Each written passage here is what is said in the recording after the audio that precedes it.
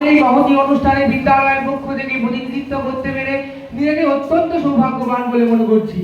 আজকের এই অনুষ্ঠানে উপস্থিত মাননীয় বিচারক মণ্ডলীকে আমার সশ্রদ্ধ প্রণাম এবং উপস্থিত সমবায়ের কর্মকর্তা এবং পরিচালকগণ, আমার শিক্ষক শিক্ষিকা মহাশয়া, অনুষ্ঠানে আগত শুভানুধ্যায়ীগণ এবং আমার সহপাঠী ভাই বোনদের আমার ভালোবাসা এবং শুভেচ্ছা জানিয়ে আজকের বিতর্কে নির্ধারিত বিষয় সমবায়ের ভবিষ্যৎ ক্ষমতায়নে যুবকদের অন্তর্ভুক্তি গুরুত্বপূর্ণ এই বিষয়টির বিপক্ষে আমি বলতে চাই।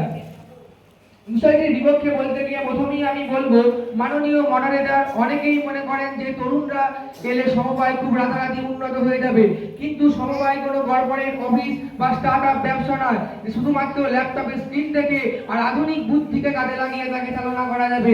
সমবায় চলে মানুষের ধৈর্য, বিশ্বাস এবং দীর্ঘদিনের অভিজ্ঞতার উপর। আমি কেন এর বিরোধিতা করছি তা ক্রমান্বয়ে বুঝিয়ে বলছি। প্রথমত হলো ধৈর্যের অভাব।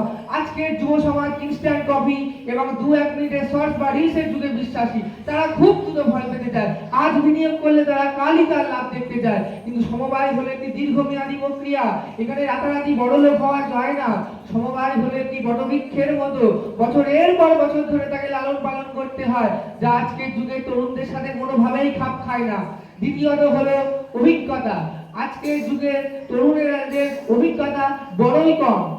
সমবায়কে চালাতে গেলে গ্রামের সাধারণ মানুষদেরকে এবং গ্রামীণ মানুষের সুখ দুঃখ, কার কখন কি প্রয়োজন তা বুঝতে হয়। প্রবীণ বা বয়স্ক মানুষেরা সমাজের সাধারণ মানুষদেরকে যেভাবে চেনেন বা বোঝেন, একজন নবাগত তরুণের পক্ষে তা হুট করে বোঝা কোনোভাবেই সম্ভব নয়।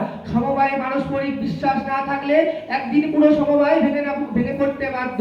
তৃতীয়ত হলো ব্যক্তিগত স্বার্থ। আজকের যুগের তরুণরা নিজেদের ক্যারিয়ার এবং ব্যক্তিগত সাফল্যেই সব থেকে বেশি ব্যস্ত থাকে, কিন্তু সমবায়ের মূল কথা হলো সকলে মিলে একসঙ্গে চলা এবং সেখানে নিজের লাভের চেয়ে দলের লাভ আগে দেখতে হয়। আজকের যুগের তরুণদের মধ্যে এই মানসিকতা খুঁজে পাওয়া বড়ই কঠিন। তাই পরিশেষে আমি জোর দিয়ে বলতে চাই, মাননীয় মডারেটর কেবলমাত্র কৃত্রিম প্রযুক্তির বোতাম টিপে এবং আধুনিক বুদ্ধিকে কাজে লাগিয়ে গ্রামীণ অর্থনীতি সমবায়কে চালনা করা যাবে না। সমবায়কে চালাতে গেলে তরুণদের আধুনিকতার চেয়ে প্রবীণদের বিশ্বাস, ধৈর্য, দীর্ঘদিনের অভিজ্ঞতা এবং মাটির মানুষের প্রতি ভালোবাসা একান্তভাবে প্রয়োজন। এই বলে আমি আমার বিপক্ষের বক্তব্যটি শেষ করতে চাই। ধন্যবাদ।